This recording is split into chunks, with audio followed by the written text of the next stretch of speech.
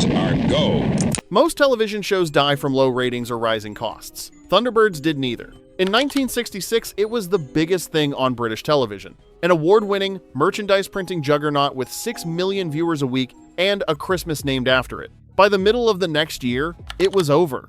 And what happened in between is one of the strangest stories in British television history. I'm Bast for Just Iconic Rewinds, and this is why Thunderbirds failed.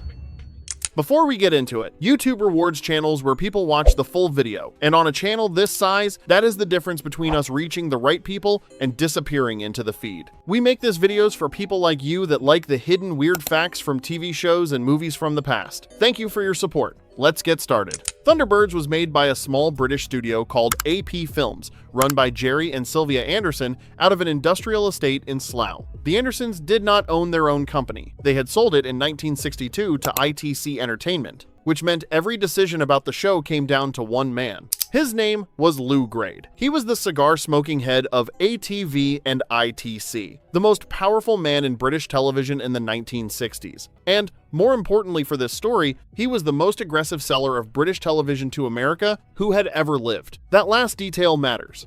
Grade had built his entire career on selling British shows to the United States, including the Anderson Studios' earlier puppet series. Fireball XL5 had aired on NBC Saturday mornings in 1963. The first 3 Anderson shows Grade had put into America had earned over £3 million before Thunderbirds shot a single frame. So Grade did not see Thunderbirds as a British show with American potential. He saw it as a show that had to be sold to America or it would not survive, and he had a track record that told him he was right. The numbers backed him up. When Grade screened the first episode in late 1964, he made a famous decision. He told Anderson the show was too good to be half an hour long and ordered it expanded to a full hour. That single call pushed the budget from £25,000 per episode to $38,000. The total Series 1 cost came to about £1 million, roughly $17 million in today's money, making Thunderbirds one of the most expensive television series ever made up to that point. And there is the trap. Thunderbirds was financially engineered to need America. The British audience alone could not pay for it. Grade knew it.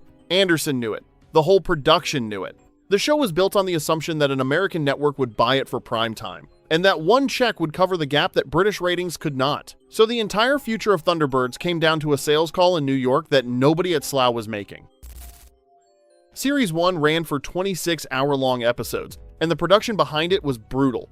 The puppets themselves were 1/3 life-size. Each one operated by a team of multiple puppeteers working above the soundstage, with a separate specialist for the eye wiring system, because the eyes were one of the only parts of the puppet that could telegraph emotion on camera. Every shot had to be planned around what the puppet could and could not do. On a typical day, the crew rarely managed more than 2 minutes of usable footage. The Series 1 finale, an episode called Security Hazard, had to be made as a clip show with only 17 minutes of new material, because the 2 episodes before it had blown through the budget. The Thunderbird 2 flying model was damaged so badly during filming that a replacement had to be built for Series 2, and Derek Meddings, the man who designed it, said the new one was the wrong color and the wrong shape, and his model makers never managed to recapture the look of the original. And the show was still the biggest thing on British television. Everything Sylvia Anderson designed into the show was about America. She invented Lady Penelope and Parker because she had decided American audiences thought Britons were either aristocrats or cockneys, so she put both of them in a pink Rolls Royce and called it a day. The rescue organization got named International Rescue specifically so the show would not sound British. The entire series was set in the year 2065, 100 years in the future, because Sylvia figured 100 years was enough time for the world to look broadly American. Even the Tracy family got a Kansas farm boy father who had retired to a private Pacific island to run a secret aerospace operation, with the operational headquarters as far from London as geographically possible. None of that is the texture of a show made for the British market. The whole architecture of Thunderbirds was tuned to land in American living rooms. Sylvia later admitted, on the record, that she had built the show for the country that was about to reject it. By the end of 1966, the merchandise was its own economy. TV Century 21, the official comic, and Lady Penelope, the spin-off comic, were selling a combined 1.3 million copies a week. Over 120 companies were licensed to put a Thunderbirds logo on something they could shift to a child. The Royal Television Society gave Anderson its silver medal at the Grosvenor Hotel, and the ceremony was attended by Lady Penelope herself in the pink rolls. United Artists looked at the numbers and decided they wanted a theatrical feature film. Fast, because they genuinely believed Thunderbirds could rival James Bond.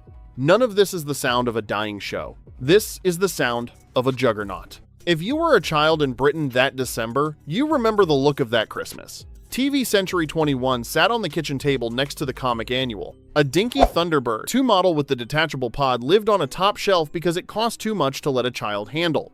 The Lady Penelope pink Rolls Royce came wrapped under the tree. That is what it felt like to be the audience for the biggest show in the country. Nothing about that Christmas suggested the franchise had less than a year left. And in the middle of all of it, Lew Grade was making one of the worst business decisions of his career. Behind the Juggernaut, the production itself was buckling. By March of 1966, AP Films was being asked to do 2 impossible things at once. Series 2 of the show had to be made while the feature film was shot simultaneously. The studio was split into 2 production units, called A Unit for the film and B Unit for television, and the company had to lease additional buildings just to handle the load. The pace on Series 2 was described later as glacial. Only 6 episodes ever got finished before the lights went out. The exhaustion was real, the costs were rising, and every single person at the studio was working on the unspoken assumption that all this output would eventually be paid for by a deal in New York that did not actually exist yet.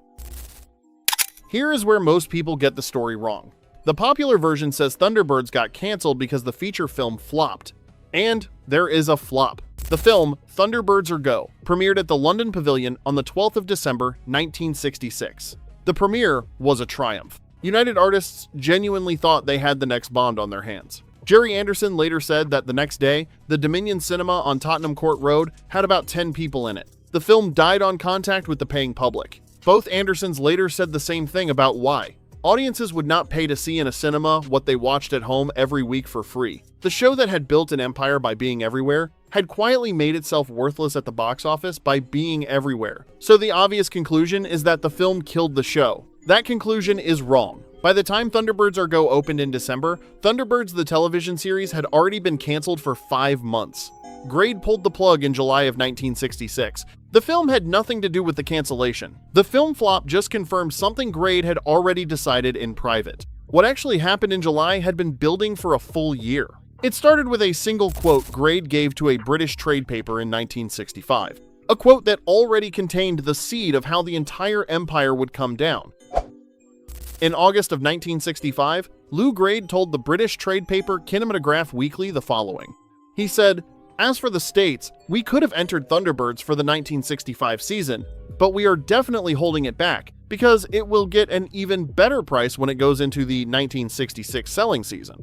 That is Grade, in his own words, in a trade publication, admitting that he was deliberately keeping Thunderbirds off American television to drive the price up. That quote is the smoking gun. Grade was not failing to sell Thunderbirds in 1965. He was refusing to sell it. He believed he could play the 3 biggest American networks against each other and force them into a bidding war that would push the license fee past anything a British show had ever earned in the States. And for a few months in 1966, that strategy actually worked. All 3 of the major American networks made offers for the show. Grade kept pushing the price up. Every time one network raised its bid, Grade went back to the other 2 and used the new number to extract a higher one. He was playing the same game he had played with Fireball XL5 and Stingray, and he was used to winning it. Then, one of the 3 networks walked. The reference books most often blame NBC, although the primary trade records do not actually confirm which network broke first. What is confirmed is what happened next. The moment one network pulled out, the other 2 stopped competing. The remaining 2 had been bidding against each other, not against the show itself. When the bidding stopped, so did the offers. The deal collapsed in February of 1966. Grade tried again in the spring. That attempt also failed, and this time the sticking point was creative as well as financial. The American networks did not want a 60-minute puppet show in primetime. They wanted a 30-minute children's show in daytime. The Andersons had built something that could only exist as an hour. Grade had personally ordered the hour-long format 2 years earlier. And then, he had priced it for a market that had never asked for an hour. He engineered the trap and walked into it.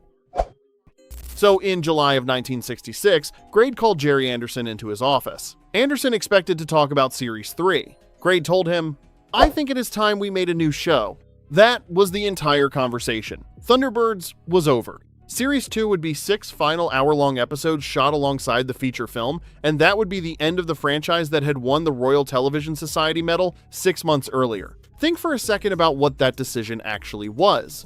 A man owned the most successful British television export of the decade. The show had paid for itself many times over. The merchandise empire alone was generating numbers that would still be impressive today. And he killed it because he could not get the price he wanted from one specific market. That is not a creative failure. It is not even a financial necessity. That is the most expensive ego loss in the history of British television. And it happened in one meeting that lasted less than 10 minutes. The next part is what makes this story actually hurt. Century 21 Productions, the Andersons' merchandising company, had already shipped product around the world in anticipation of Series 3. There was a toy factory in Hong Kong that the company had helped finance. Gerry Anderson described the aftermath in his autobiography. Anderson said, "We were caught with our pants down. We had a lot of merchandise aboard ships in transit. Eventually, large amounts of toys were simply dumped. Worldwide orders were canceled. Companies that had licensed the brand for 1967 product runs were stuck with inventory they could no longer move. The Thunderbirds' Christmas of 1966 was followed by the Thunderbirds' collapse of 1967. And almost nobody outside the industry noticed at the time. And Grade did not stop there. He immediately ordered Anderson to design a cheaper, more American, more sellable replacement. That show became Captain Scarlet and the Mysterins in 1967.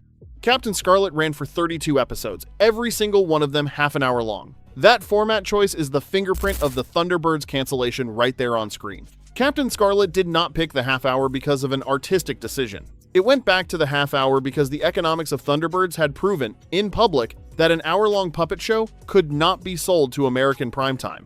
The half hour was a confession. And the format reversion was not the only confession buried inside Captain Scarlet. The puppets themselves were redesigned with realistic body proportions, abandoning the slightly oversized heads of the Thunderbirds dolls because Grade wanted the new show to look less like a puppet series and more like the live-action American action shows that were selling abroad. Anderson called this decision, years later, a tragic error. The realistic proportions made the puppets harder to operate and less expressive on camera. The single design choice that had made Thunderbirds visually iconic, the slightly cartoonish heads that telegraphed emotion across a soundstage, was thrown out because the next show had to look American.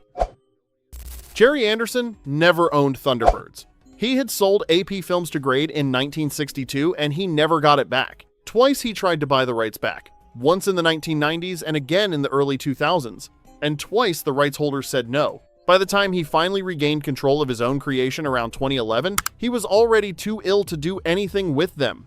He died the following year. He earned nothing from the 80s video reissues, nothing from the streaming revivals, and nothing from the toys that his own children had grown up watching in shop windows on London high streets. The man who built Thunderbird spent the last 46 years of his life watching other people own his work. And the most successful thing he ever made was the thing he had no piece of.